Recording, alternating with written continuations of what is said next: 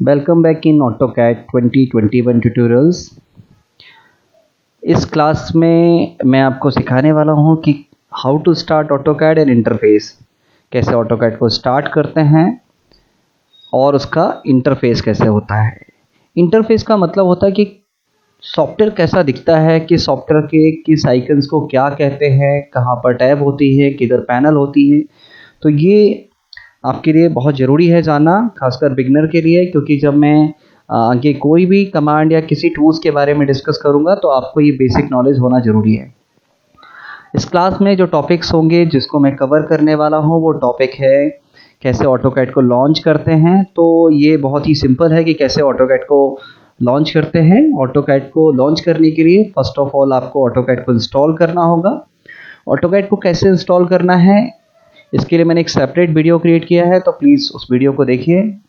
जिसने नहीं देखा है तो डाउनलोड करने के बाद डेस्कटॉप पर एक AutoCAD का एक आइकन आपको दिखाई देगा। वो कुछ ऐसा होगा जैसा ये आइकन दिखाई दे रहा है AutoCAD 2021 का।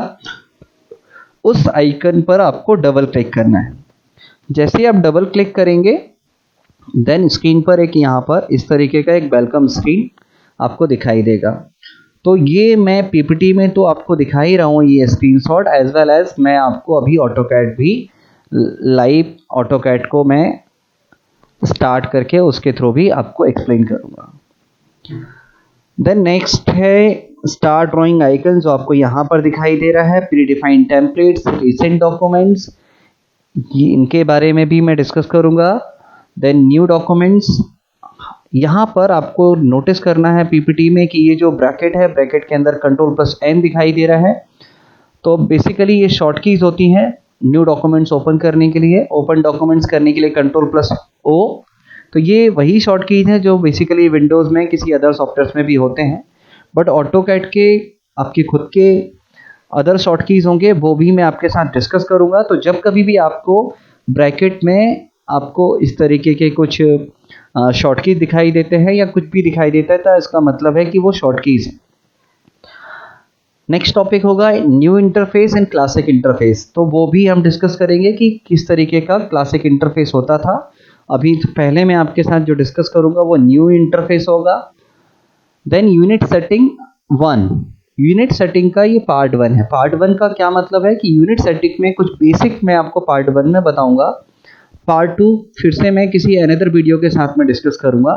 पार्ट 3 और डिटेल्स में यूनिट सेटिंग्स के बारे में डिस्कस करूंगा, क्योंकि अभी आप स्टार्टिंग कर रहे हैं तो स्टार्टिंग में मैं बहुत ज़्यादा डिटेल्स में एक पर्टिकुलर टॉपिक्स में नहीं बता सकता, अदरवाइज फिर आपको समझ में नहीं आएगा।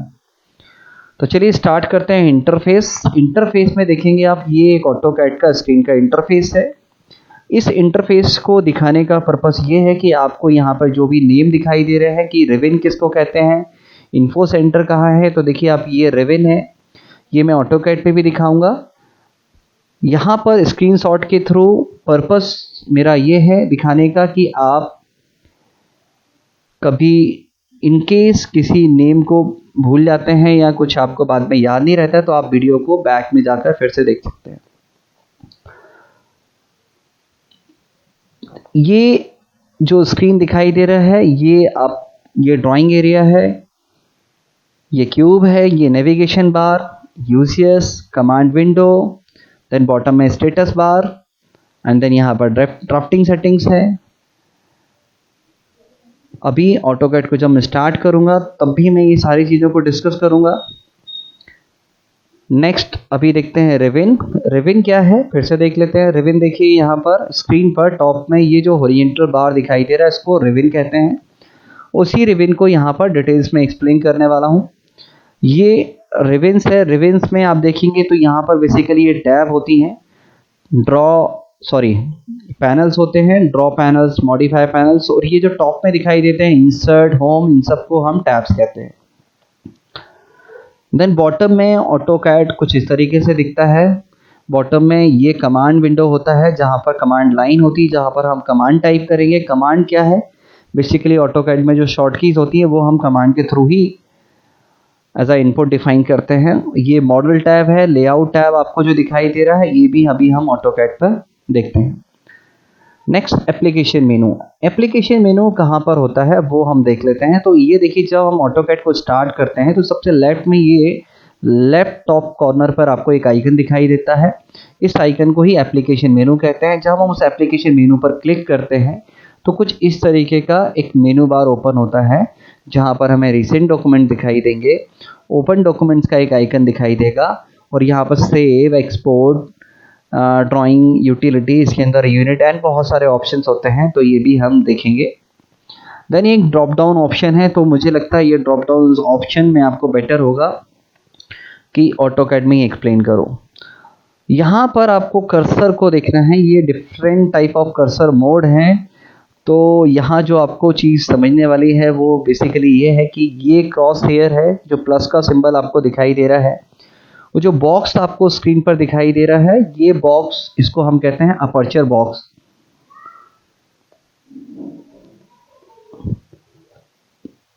चलिए ऑटोकैड को स्टार्ट करते हैं। ऑटोकैड को स्टार्ट करने के लिए मैंने आपको पहले ही बताया कि आपको जो डेस्कटॉप पर स्क्रीन होगी उस पर एक ऑटोकैड का आइकन होगा। ऑटोकैड को इंस्टॉल करने के बाद उस पर डबल क्लिक करना है। डबल क्लिक करने के बाद ऑटोकैड किस तरीके से ओपन होता है वो ये है जो मैंने ओपन किया हुआ है। और सॉरी, इस तरीके का नहीं आएगा। फर्स्ट ऑफ ऑल जब आप ऑटोकैड को स्टार्ट करेंगे तो ये स्क्रीन होगी, जब आप ऑटोकैड पर डबल क्लिक करेंगे उसके बाद ये वेलकम स्क्रीन आती है। ये वेलकम स्क्रीन पर आप देखेंगे कि यहाँ पर रिसेंट डॉक्यूमेंट्स हैं। रिसेंट डॉक्यूमेंट्स ये वही डॉक्यूमेंट्स हैं जो अभी आपने रिसेंटली यूज किए होंगे। तो आप तो बिगनर होंगे, आपके कोई रिसेंट डॉक्यूमेंट्स होंगे नहीं। ये नोटिफिकेशन एरिया है जहाँ पर ऑटोडेस्क से कुछ नोटिफिकेशन आते हैं। इन सब के बारे में हम डिटेल्स से डिस्कस करेंगे बाद में। अभी आपको क्लिक करना है स्टार्ट ड्राइंग पर। स्टार्ट ड्राइंग पर क्लिक करना है। स्टार्ट ड्राइंग पर क्लिक करने के लिए आपको यहाँ पर क्या करना होगा, इस आइकन पर जाकर क्लिक करना है लेफ्ट माउस बटन से। यहाँ पर कुछ प्री डिफाइंड टेम्पलेट्स भी हैं। ये क्या होते हैं इसके बारे में एक मैं सेपरेट वीडियो क्रिएट करूँगा कि व्हाट इज़ टेम्पलेट, टेम्पलेट का क्या यूज़ होता है। बट इन शॉर्ट आपको बता दूँ, ऑटोडेस्क कुछ प्री डिफाइंड सेटिंग्स आपको प्रोवाइड करता है। उन सेटिंग्स के साथ आपको वर्क करने के लिए एक फाइल उन्होंने दी होती है, उस फाइल्स को हम टेम्पलेट्स कहते हैं। स्टार्ट ड्राइंग पर जैसे ही आप स्टार्ट ड्राइंग आइकन पर क्लिक करेंगे देन ऑटोकैड स्टार्ट होगा। आपको बता दूं कि जब ऑटोकैड को आप फर्स्ट टाइम स्टार्ट करेंगे, ट्वाइस क्लिक करेंगे डेस्कटॉप पर जो आइकन होगा, तो ये थोड़ा टाइम लेगा ओपन होने में। तो आपको वेट करना है, क्योंकि मैंने पहले से ही स्टार्ट किया हुआ है इसलिए ये थोड़ा फास्ट दिखाई दे रहा है, फास्ट वर्क कर रहा है। बट जब आप पहली बार फर्स्ट टाइम ऑटोकैड को स्टार्ट करेंगे तो ये टाइम लेगा, आपको वेट करना होगा। वेट करने के बाद आपके पास में वो ऑटोकैड की वेलकम स्क्रीन आएगी। उस वेलकम स्क्रीन पर आपको स्टार्ट ड्राइंग पर क्लिक करना है। देन क्लिक करने के बाद एक्चुअल में अब ऑटोकैड स्टार्ट हो गया। सबसे टॉप में ऑटोकैड में आप देखेंगे यहाँ पर ऑटोडेस्क ऑटोकैड 2021 स्टूडेंट वर्जन दिखाई दे रहा है सॉफ्टवेयर। ये स्टूडेंट वर्जन पे ही मैंने वीडियो क्रिएट किया है, क्योंकि मैंने आपको स्टूडेंट वर्जन सॉफ्टवेयर ही डाउनलोड कराया है। मेरे पास और भी अदर लाइसेंसेस हैं, तो वो लाइसेंसेस मैं यूज करता हूँ अपने इंस्टीट्यूट के लिए। मैं आपको रिकमेंड करूँगा कि आप पायरेटेड सॉफ्टवेयर यूज़ ना करें, ऑटोडेस्क की डायरेक्टली वेबसाइट से जाकर डाउनलोड करें, क्योंकि ऑटोडेस्क आपको free of cost license provide करता है। आप उसको यूज करें, but for learning purpose, not for commercial purpose. तो अभी देखिए ऑटोकैड स्टार्ट हो चुका है। जैसा मैंने आपको उस स्क्रीन शॉट के थ्रू एक्सप्लेन किया था कि ये जो कंप्लीट हॉरिजॉन्टल बार दिखाई देता है इसको हम रिबन कहते हैं। ये जो टॉप पे दिखाई दे रहे हैं ये टैब्स हैं। ये एप्लीकेशन मेनू है जो मैंने आपको बताया था। इस एप्लीकेशन मेनू में यहाँ पर आपको रिसेंट डॉक्यूमेंट्स दिखाई देगा। देन रिसेंट डॉक्यूमेंट्स के साथ में यहाँ पे सेव एज, बाकी सारी सेटिंग्स के बारे में हम डिटेल्स में बाद में लर्न करेंगे। अभी आपको बता दूं, इस एप्लीकेशन मेनू से आपको उसको डीसेलेक्ट करना है, तो आप एस्केप की पर क्लिक कर दीजिए। एस्केप की कहाँ होती है? एस्केप की कीबोर्ड में टॉप लेफ्ट में ESC एस्केप की होती है, उस पर क्लिक कर दीजिए, या फिर स्क्रीन पे कहीं पे भी लेफ्ट माउस बटन से क्लिक कर दीजिए। स्क्रीन पर जो ये प्लस का सिंबल दिखाई देता है ये कर्सर है। एंड देन जो आपको एक स्क्वायर बॉक्स दिखाई दे रहा है, this is called as aperture box. Then इस रिबन में आप देखेंगे कि यहाँ पर ये पैनल्स हैं, draw panels, modify panels, annotation panels, layers panel. तो जो अपकमिंग क्लासेस होंगी उस पर हम इन्हीं सारे पैनल्स और ये सारे टूल्स कमांड के बारे में डिस्कस करने वाले हैं। पैनल्स पर आप देखेंगे यहाँ पर ये लाइन कमांड है, ये पॉलीलाइन कमांड है, इन्हीं सारे कमांड्स को हम टूल्स भी कहते हैं। स्क्रीन पर ये जो एरिया दिखाई दे रहा है ये ड्राइंग एरिया है, ये वर्किंग एरिया है। बॉटम में आप देखेंगे कि यहाँ पर ये यूसीएस आइकन है, इस यूसीएस आइकन के पास में मॉडल टैब है, देन लेआउट टैब है। लेआउट टैब का यूज़ अभी आपको नहीं करना है, बट आपको इनिशियली ये बताना ज़रूरी इसलिए है क्योंकि जब आप स्टार्टिंग में प्रैक्टिस करते हैं तो सम टाइम आपसे ये मिस्टेक हो जाती है कि आप वर्क करते करते बाय मिस्टेक आप लेआउट टैब पर आ जाते हैं। आपको फिर से वापस मॉडल स्पेस पर आना पड़ेगा क्योंकि मॉडल स्पेस ही वो स्पेस है या वो एरिया है जहां पर हम वर्क करने वाले हैं। देन बॉटम में आप देखेंगे यहाँ पर ये कमांड विंडो है। ये कमांड विंडो में यहाँ पे कमांड लाइन है जहाँ पर हम कमांड टाइप करेंगे, शॉर्ट कीज़ का यूज़ करेंगे।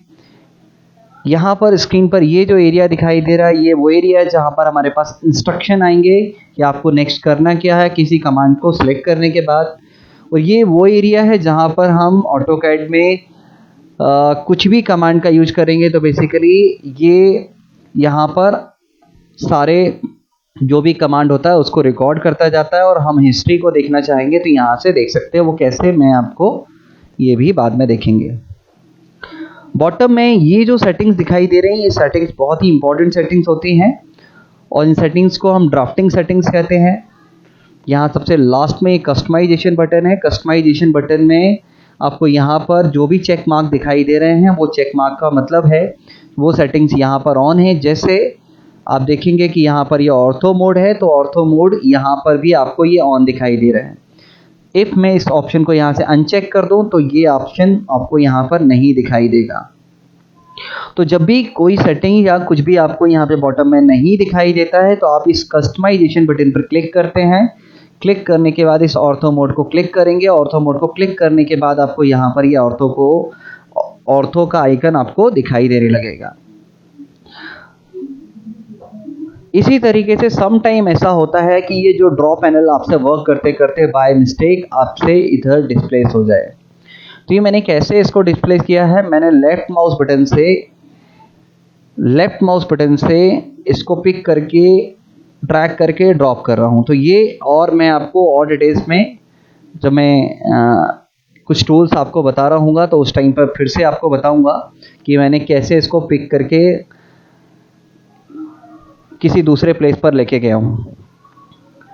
देन यहाँ पर एक इम्पॉर्टेंट चीज़ और है कि जब आप ड्रॉ पैनल पर राइट क्लिक करेंगे या किसी भी पैनल पर राइट क्लिक करेंगे तो यहाँ पर show tab and show panel option आता है। शो पैनल में आपने सपोज ड्रॉ पर अनचेक कर दिया तो अब आपको ये ड्रॉ पैनल यहाँ पर या ड्रॉ पैनल आपको यहाँ नहीं दिखाई देगा। आपको वंस अगेन फिर से किसी पैनल पर राइट क्लिक करना होगा। शो पैनल पे जाकर आपको ये जो ड्रॉप डाउन लिस्ट आती है इस ड्रॉप डाउन लिस्ट में आपको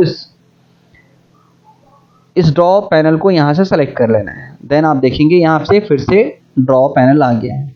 सपोज वर्क करते टाइम बाय मिस्टेक आपसे ये जो टैब दिखाई दे रही है, सपोज होम टैब ही आपको नहीं दिखाई देती है तो आप राइट क्लिक करेंगे किसी भी पैनल पे। स्क्रीन पर राइट क्लिक नहीं करना है, आपको किसी भी पैनल पर जो रिबन दिखाई दे रहा है इस रिबन एरिया में आपको माउस राइट बटन पर क्लिक करना है। माउस राइट बटन पर क्लिक करने पर शो टैब ऑप्शन आएगा और यहाँ से जाकर होम टैब को ऑफ कर सकते हैं। देखिए यहाँ से होम टैब चला गया। वंस अगेन आप यहाँ से होम टैब फिर से वापस लेकर आ सकते हैं। ये सब मैं इसलिए बता रहा हूँ क्योंकि ये छोटी छोटी बातें हैं लेकिन आपसे मिस्टेक होती है जब हम इनिशियली वर्क करते हैं। तो मैंने देखा बहुत सारे स्टूडेंट के साथ में, क्योंकि हम लोग ऑफलाइन जब क्लासेस लेते हैं तब तो कोई इशू नहीं होता, हमारे साथ स्टूडेंट होता है वो उसी टाइम पर पूछ लेता है। बट जब आप घर पे प्रैक्टिस कर रहे होंगे तो मुझे मालूम है कि आपको इस तरीके के कुछ प्रॉब्लम्स आने वाले हैं। अभी देखिए सपोज आप किसी और टैब पर आ जाते हैं तो आपको वंस अगेन होम टैब पर आना है, क्योंकि होम टैब पर ही आपके बेसिक टूल्स हैं जो अभी हम लर्न करेंगे और जिस पर हमारा फोकस्ड होगा। ये जो भी इंटरफेस मैंने आपको बताया है ये बेसिकली न्यू इंटरफेस है। आप किसी ओल्ड वर्जन के सॉफ्टवेयर पर जाएंगे लाइक 2009 के पहले 2008 तक, उसमें ऑटोकैड में ओल्ड वर्जन का ऑटोकैड था, उसमें मेनू बार होते थे और टूल बार होते थे। एंड 2014 तक बॉटम में यहाँ जो वर्क स्पेस स्विचिंग का ऑप्शन है, यहाँ पर ऑटोकैड क्लासिक का भी एक वर्क स्पेस हुआ करता था। बट आप वर्क स्पेस को ऑटोकैड क्लासिक को भी इस न्यू वर्क स्पेस को ऑटोकैड क्लासिक वर्क स्पेस में कन्वर्ट कर सकते हैं। वो कैसे कन्वर्ट करते हैं वो मैं आपको बता देता हूँ। टॉप में ये जो एरो दिखाई दे रहा है, इस एरो पर जब आप क्लिक करेंगे तो यहाँ पर भी कुछ ऑप्शन दिखाई देंगे।